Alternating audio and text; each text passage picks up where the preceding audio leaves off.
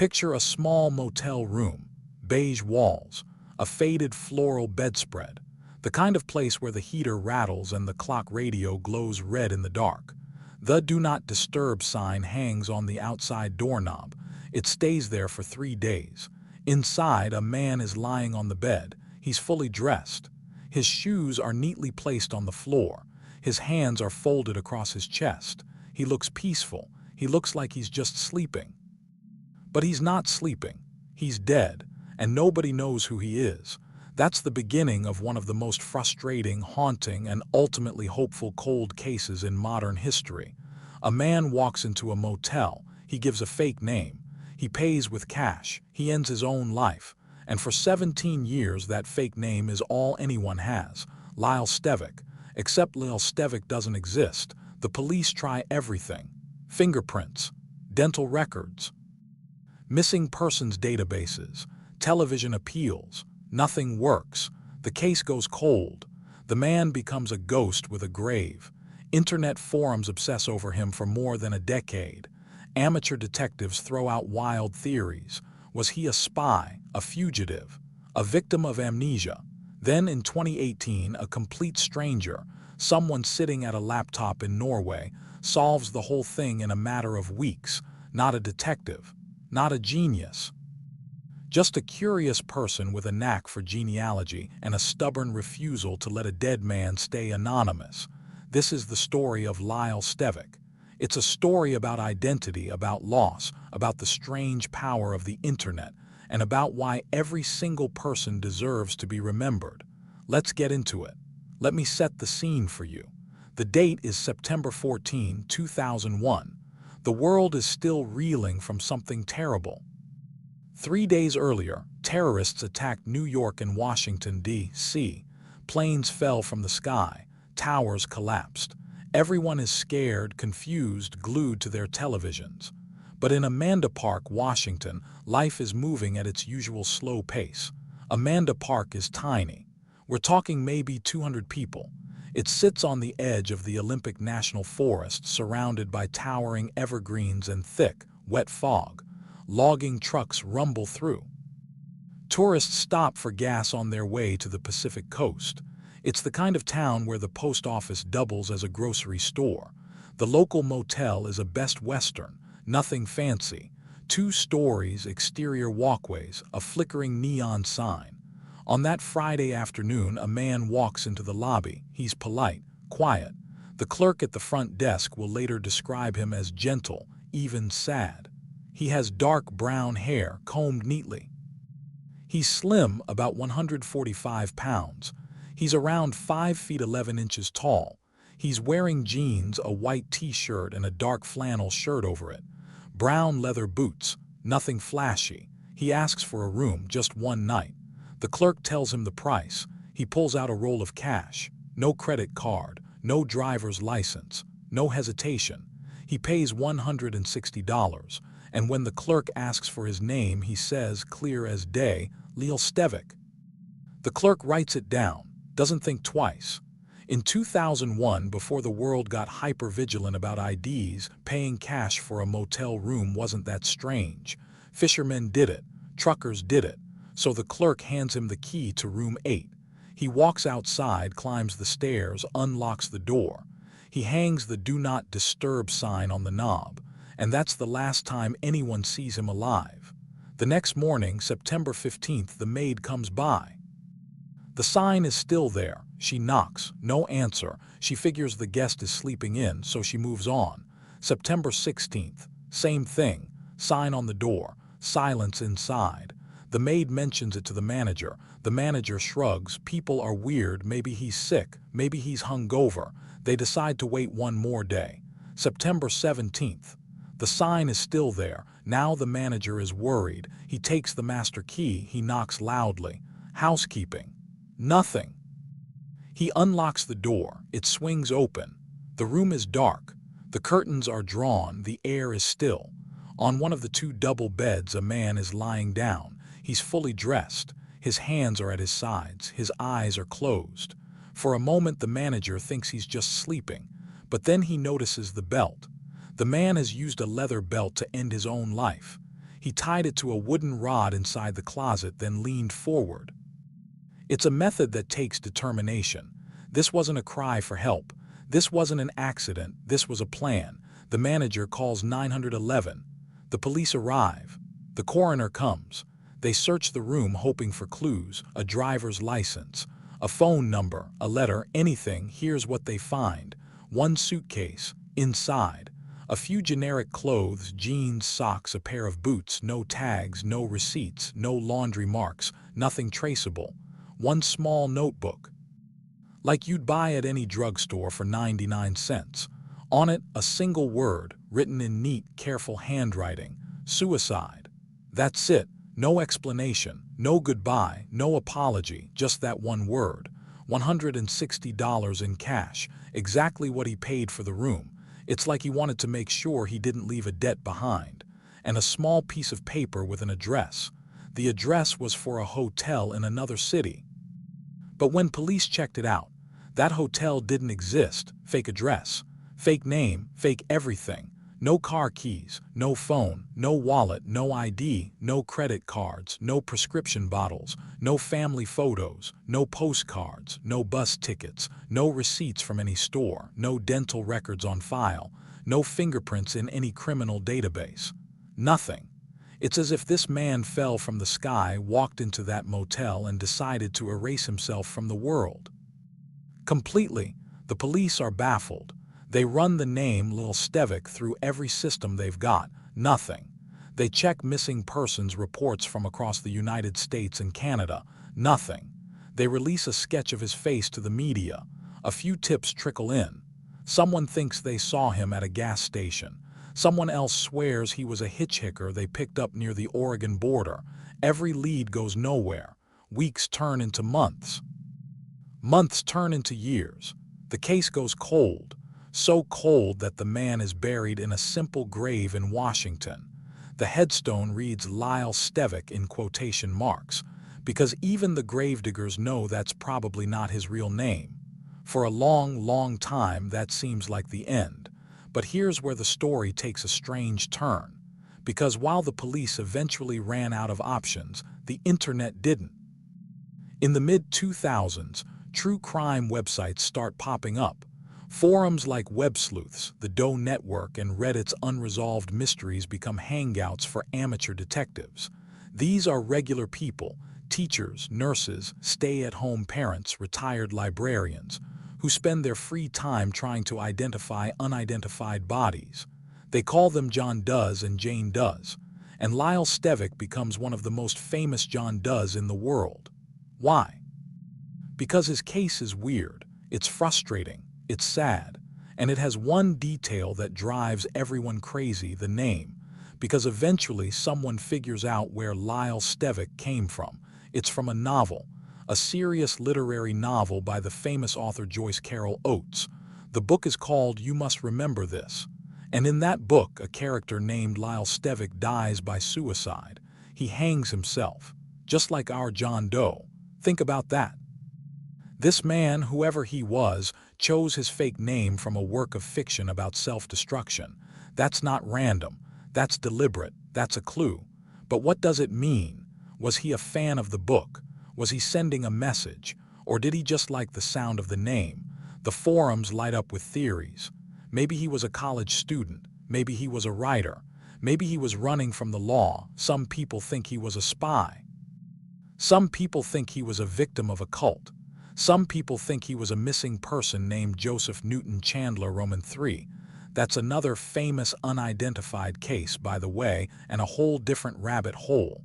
The police release more details over the years. We learn that Lyle had eaten a full meal shortly before his death. The autopsy showed undigested food. So he wasn't starving. He wasn't homeless. He had money in his pocket. His clothes were clean and fit him well. Everything about him said middle class, educated, deliberate. Isotope tests are done on his hair and teeth. Those tests show that he likely grew up in the Pacific Northwest or Northern California, so he's probably an American, probably from somewhere within a few hundred miles of that motel. That narrows it down, right? Not really. That's still millions of people. Years pass. A decade passes. The case becomes a legend. There are YouTube videos, podcasts, even a Reddit community dedicated just to Lyle Stevik. But for all the chatter, all the theories, all the amateur detective work, nobody actually gets anywhere. The ghost stays a ghost until 2018. This is the part that still gives me chills, and I've read this story dozens of times. In early 2018, a woman sitting at her computer in Norway stumbles across Lyle Stevik's case. We don't know her name, she's never done a public interview, she doesn't want fame. Let's just call her the stranger. She's not a detective. She's not a journalist. She's not a cop. She's just a curious person with a specific skill. She's really, really good at genealogy. Not the kind where you build a pretty family tree for your grandma's birthday. No, she's into forensic genealogy. The kind that helped catch the Golden State Killer. The kind that uses DNA and public records to identify people who don't want to be identified. She reads through the case files. She looks at the post-mortem photos. They are respectful, by the way, just his face. She reads the old forum threads. She studies the isotope analysis. And she thinks, this guy looks familiar. Not familiar like she knows him. Familiar like she's seen that face before. Maybe in a yearbook. Maybe in a missing person flyer. She can't place it, but she has a hunch. So she does something bold. She contacts the Grays Harbor County Sheriff's Office in Washington. She says, "Hey, I think I can help identify your John Doe. Can I try?" And to their credit, the police say yes. They upload Lyle Stevik's DNA profile to a public genealogy database called GEDmatch. That's the same database that hobbyists and professional genealogists used to help people find their biological parents. Then the real work begins. The stranger spends weeks building family trees. She's looking for tiny DNA matches, people who share just a small amount of genetic material with Lyle. A second cousin here, a third cousin there. She's piecing together a puzzle with thousands of missing pieces. It's slow. It's tedious. It's hours of staring at census records from the 1940s. Hours of tracking marriages, divorces, births, deaths. Hours of clicking through old newspaper archives and scanned yearbooks. But she's patient, and she's stubborn. And then one day she finds a cluster, a group of relatives all living in the same region of Idaho. The same region where the isotope tests said Lyle probably grew up. Her heart starts to beat a little faster. She narrows it down to one family, a family with a son who stopped showing up for holidays. A son who, according to a relative's old Facebook post, just took off one day and never called. A son whose name was not Lyle. His name was Jerry Blanton. Jerry, that doesn't sound like Lyle Stevik, but remember, Lyle was a fake name. The stranger digs deeper. She finds a yearbook photo from the 1990s, a high school in Idaho. The face in that photo, it's older sure, it's black and white sure, but the jawline, the eyes, the way the hair falls across the forehead, it's him. It's absolutely him. She has a name, Jerry Joe Blanton. Born in 1974, went missing around 2001. She doesn't scream. She doesn't call the press. She writes a calm, detailed email to the sheriff's office. She includes the family tree, the DNA match data, the yearbook photo, and a note that says, "I think your John Doe is this man." The police are skeptical at first, wouldn't you be? A stranger in Norway solves a 17-year-old cold case in her spare time. It sounds like a movie. It sounds too easy, but they check it out. They contact Jerry's surviving family. His mother is still alive. His siblings are still alive. And the family confirms it. Yes, Jerry hadn't been seen since the summer of 2001. Yes, he'd been struggling with depression. Yes, he'd talked about going away and not wanting to be a burden anymore. They'd reported him missing to their local police in Idaho. But here's the heartbreaking part. Somewhere along the line, that missing persons report got lost. It was filed on paper, but it never got entered into the National Computer Database. So when Washington State Police searched for missing people matching Lyle's description, Jerry's name never came up. A clerical error, a single piece of paperwork that fell through the cracks, and it cost a family 17 years of not knowing what happened to their son. The police ask for a DNA sample from Jerry's mother. She agrees immediately. She's been waiting for this call for nearly 2 decades. They run the test. And on May 8, 2018, the results come back. A 99% match. The man in room 8, the man who called himself Lyle Stevik, is Jerry Joe Blanton, age 26, from Idaho. The case is closed. The ghost has a name, so now we know his real name. But that just opens a bigger question. Who was Jerry? What was his life like? And why did he do what he did? Let me tell you what we know. Jerry Blanton grew up in a small... Have you heard of it? Probably not. It's tiny. It's in the northern part of the state near the Clearwater River. Beautiful country, mountains, forests, lots of quiet. Jerry was the youngest of several kids. By all accounts, he was a quiet, gentle person. He liked books. He liked music. He wasn't a troublemaker. He graduated from high school in 1992. He held down jobs. Nothing fancy, mostly manual labor, warehouse work, that sort of thing. He was the kind of guy who showed up on time, did his work, and went home. He didn't make waves, but somewhere along the line something went wrong. Friends and family say Jerry struggled with depression, not the dramatic kind, not the kind that makes you cry in public or shout at people. It was the quiet kind, the kind that makes you withdraw, the kind that makes you feel like a burden to everyone around you. The kind that convinces you that the people you love would be better off if you just disappeared. In the months before he vanished, Jerry had lost a job. He'd broken up with a girlfriend. He'd moved back in with his parents for a while, then left again. He was drifting. He was hurting. And then in the summer of 2001, he simply got in his car and drove away. No goodbye, no note, no explanation. His car was later found abandoned in another state. I think it was Oregon, but don't quote me on that.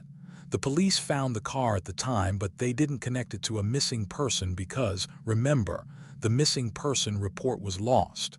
So the car sat in an impound lot for a while, then was probably sold or scrapped. Another lost piece of the puzzle. Jerry made his way to Washington. He chose Amanda Park for a reason, I think. It's tiny. It's anonymous. It's surrounded by forest. He checked into that motel and he made a plan. A sad, deliberate, heartbreaking plan. He chose a fake name from a novel about suicide. He wrote the word suicide in a notebook, maybe to clarify for whoever found him so they wouldn't think it was an accident. He left exactly enough cash to cover the room. He didn't want to leave a debt. He didn't want to leave a mess. He just wanted to stop existing. And for 17 years he got his wish. He was anonymous. He was a ghost. But here's the thing. His family never stopped wondering. His mother, his siblings, his old friends, they all carried this empty space in their hearts. They didn't know if he was dead or alive. They didn't know if he hated them or if he was lost or if he'd simply started a new life somewhere else. That kind of not knowing is its own special kind of torture. When the police finally called Jerry's family with the news, there was grief, of course. There were tears. There was anger. But there was also relief. Because finally they knew. They could bury him properly. They could change the headstone from Lyle Stevik to Jerry Blanton. They could say goodbye. Now let's talk about the stranger, the woman in Norway, because her part in this story is just as important as Jerry's. Why did she do it? She didn't know Jerry. She'd never been to Washington. She had no personal connection to the case. She wasn't getting paid. She wasn't trying to become famous. In fact, she's gone to great lengths to remain anonymous.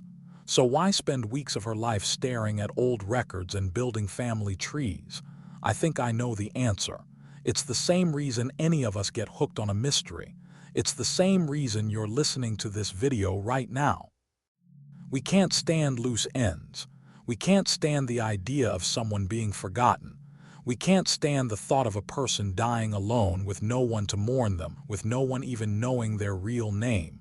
There's a word for that feeling. It's called deep justice.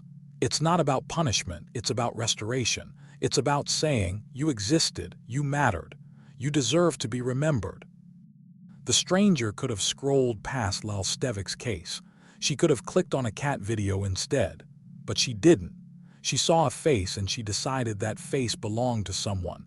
Someone with a mother, someone with a childhood, someone with a story worth telling. And she was right. After Jerry was identified, something interesting happened. The true crime community didn't just close the case and move on. They held a kind of memorial.